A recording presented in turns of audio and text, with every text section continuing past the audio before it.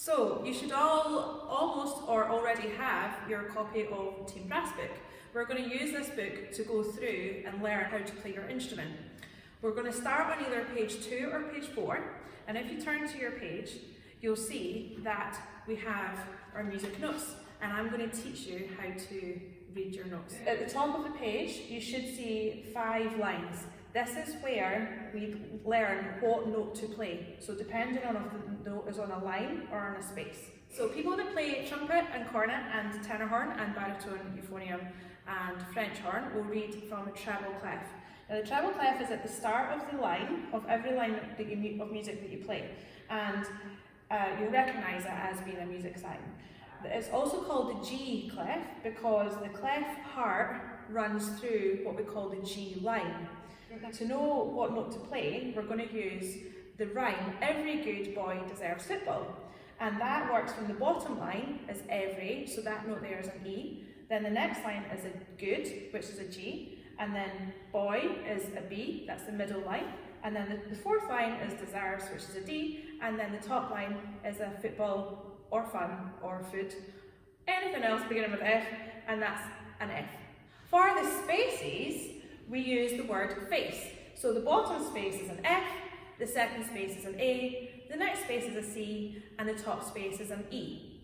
Now, at the start of a piece of music, you'll have what we call a time signature, and that tells us how many beats are in every bar. Music has to be split into bars, one, to make it easier to read, and also when you're playing in groups, it makes it a lot easier to come together. Each bar is separated by a bar line. At the start of the music that you'll see in your Team Brass book, you'll see a 4 on the top and a 4 on the bottom at the start of the line. This means that we've got 4 beats in every bar.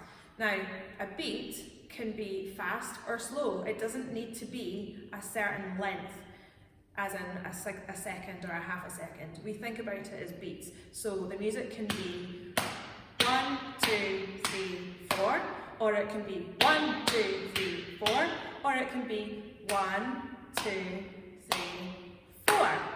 Now, in the top line of your page, it will have 2 white notes with a tail, and these white notes are called minims, and each of these minims lasts for 2 beats each. So this whole exercise is full of minims, so we just play each note for 2 counts each.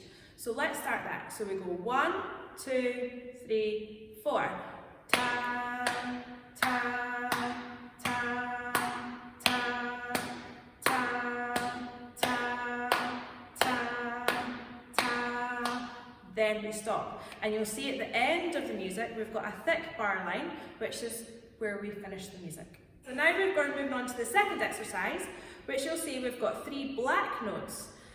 The black notes are called crotchets, and those last for 1 count each. Then at the end of the bar, just before the first bar line, you'll see a squiggly line, which is a crotchet rest. So in this exercise, we go 1, 2, 3, 4.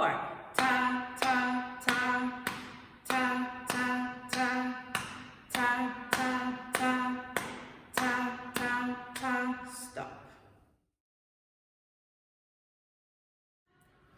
And now the note G. The note G sits on the second line up on the stave. The note G on these instruments is played without any vowels, but it sounds higher.